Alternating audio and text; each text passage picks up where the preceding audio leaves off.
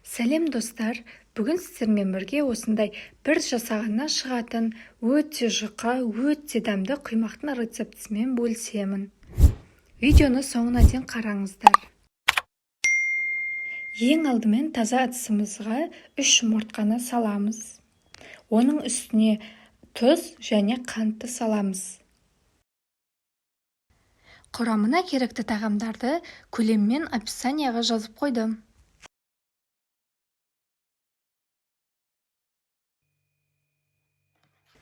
Қантты салғаннан кейін жақсылап венчикпен араластырамыз. Оны қатты араластырудың керегі жоқ. Жай барлығы біріккенше араластырамыз.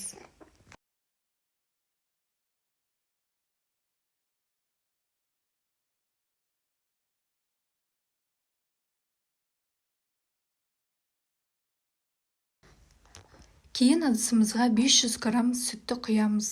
Сүттің қойылуы маңызды емес. Құрметті көрермендер, егер сіздерге видео пайдалы болып жатқан болса, каналымызға тіркеліп, лайк басып, комментарий жазуды ұмытпаңыздар. Сүтті құйғаннан кейін венчикпен араластырып, кейін ұнымызды саламыз. Ұнымызды мен 2-ге бөліп салдым. Венчикпен жақсылап араластырып шығамыз, ешқандай да түйіршік қалмауы керек.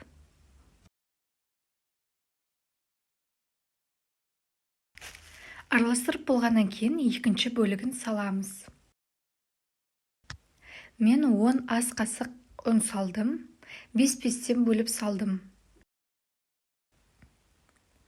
Ұн салғаннан кейін өздеріңіздің тестыларыңызға қарап көресіздер, сәл ғана қоюлау болса жеткілікті, қатты қою немесе сұйық болмауы керек.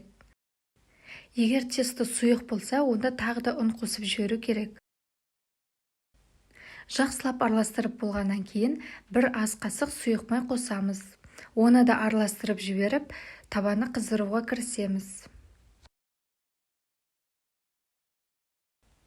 Осы видеода көрсетілгендей сәл ғана қою болса жеткілікті.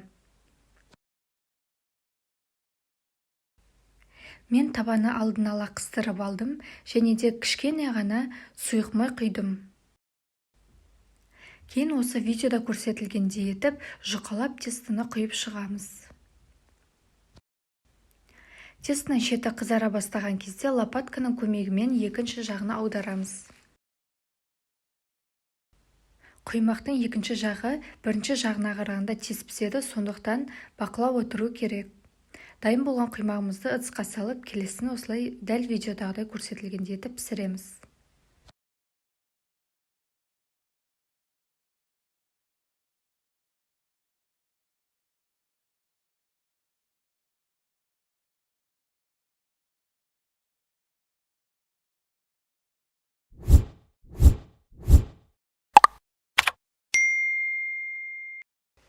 Сонымен құймақтар дайын, олар өте дәмді болып шығады. Бізбен бірге жасап, жақындарыңызды қуантыңыздар.